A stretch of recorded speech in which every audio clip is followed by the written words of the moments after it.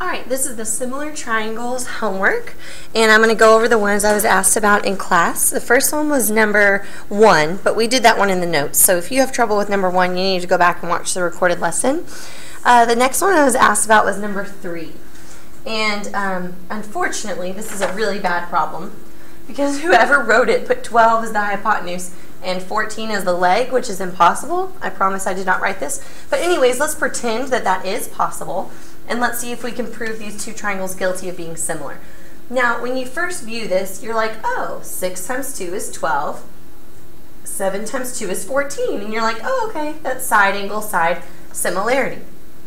But when you look a little bit closer at it, you realize that 6 and 7 are the legs, and 12 and 14 are the hypotenuse in the leg. And so it's not, this one is side angle, side, and this one is not side angle side. So we would put none as our answer, especially since 12 cannot be the hypotenuse of that triangle. All right. The next one I was asked about is number 7. I have to erase that. Okay, number 7. Okay, we also actually did one of these in our notes as well, and it's good to see this one again. There are two different triangles we are comparing. There's the red one, and there's the green one. The only tricky thing about this triangle is that you're going to have to use the number 6 twice. You're going to use the number 6 in the red triangle, and you're also going to use the number 6 in the green triangle. And it's going to represent different things in each triangle. So the way that we do it is we are going to put the small over the small and the large over the large. The smallest number over the smallest and the largest number over the largest. So look at the green triangle. What is the smallest number? It's 4. We've used it, so let's cross it out. Look at the red triangle. What's the smallest number? 6. Okay? Look at the green triangle. What's the largest number? 6. And look at the red triangle. What is the largest number? 9.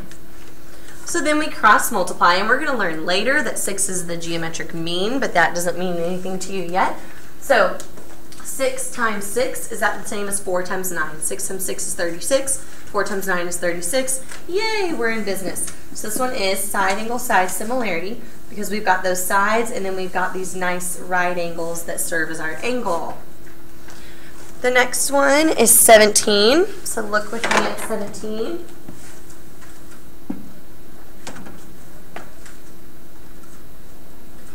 All right, find x and y. The biggest mistake that people will make is when finding x, they will say 6 is to 4 as 4 is to x, using this and this, and using this and this. And the problem there is 6 is a whole, 6 is a whole, and 4 is just a part.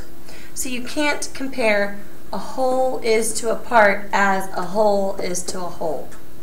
So that would be a bad way to set up this problem. So we need to be really careful.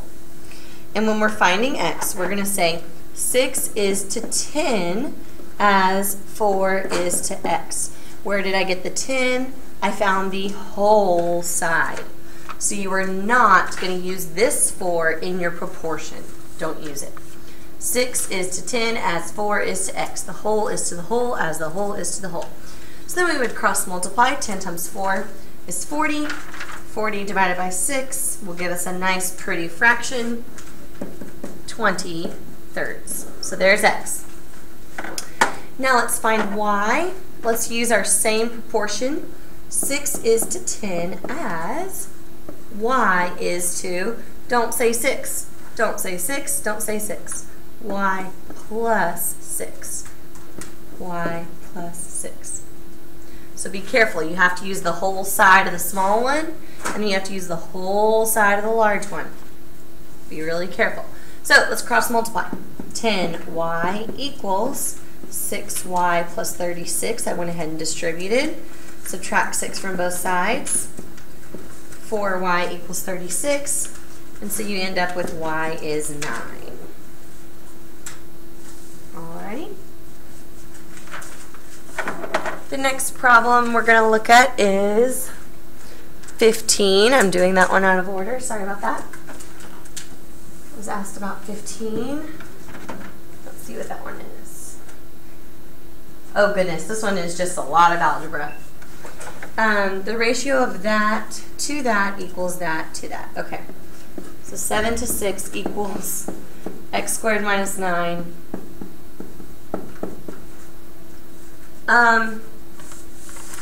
You're not really going to see one like this again.